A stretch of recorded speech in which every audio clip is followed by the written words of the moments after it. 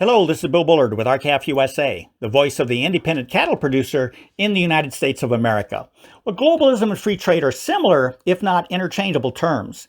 The theory underpinning globalism and free trade is that some countries of the world have a comparative advantage for producing certain things, and eventually the production of those things would migrate to those countries with the comparative advantage. Other countries that once produced those same things would be expected to begin transferring all the resources they once dedicated to producing those things towards producing something else. Ultimately, production of things would be organized around the world based on comparative advantage, and every country would import the things that could be produced cheaper elsewhere and export the things that they could produce the cheapest. Now, granted, this is a simplification, but it explains why globalism requires global governance.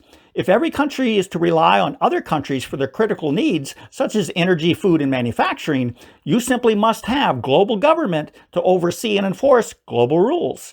Otherwise, an exporter of those critical needs could hold an importer of those needs hostage. So this is the model America has been pursuing for the past quarter century. And only now are Americans beginning to understand how dangerous this model is to their national security, self-sufficiency, and particularly their self-governance. The COVID-19 pandemic has further demonstrated that this model is contrary to the interests of Americans. From witnessing the loss of manufacturers, farmers, and ranchers and jobs, America is rethinking what it takes to sustain a strong, self-sufficient nation. Today, tariffs have been reapplied, and other trade policies have been reversed for certain imports to encourage manufacturers that have offshored to China and elsewhere to begin reshoring here in America. This resurgence of working to strengthen America's economy by rebuilding domestic supply chains rather than pursuing a theoretical ideology is well underway, at least in some industries. So let's apply this to the U.S. cattle industry, the largest segment of American agriculture. Now, America imports the rough equivalent of 7 million head of cattle annually, which is arrived at by converting imported beef to a live cattle equivalent, just as your beef checkoff program currently does. Now, presumably, we import these cattle because other countries can produce them cheaper, and we erroneously believe that by importing them into the U.S., the overall price of beef in America will be lower. COVID-19 reveals this is false.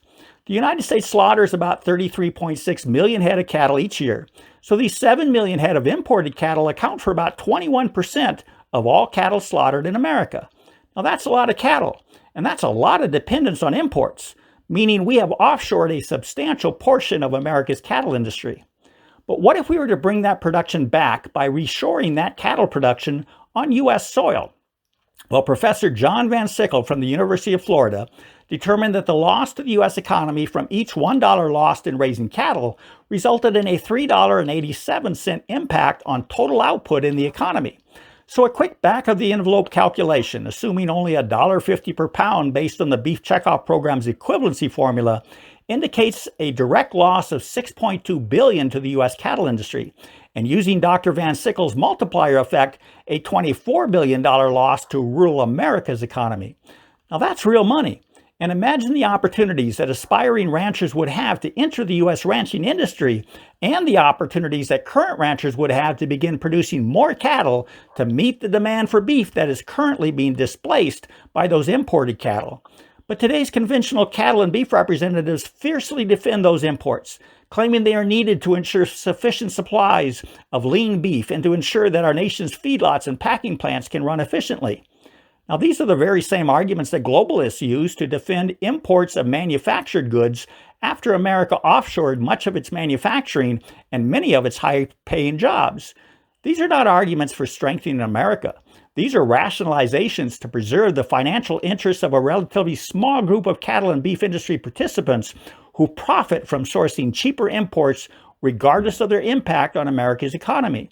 Now, President Trump was onto something when he suggested last week that America should ban imports of cattle.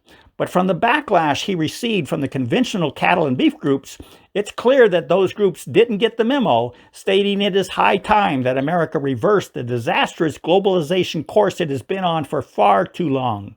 Well, thank you for helping us build support for the American rancher.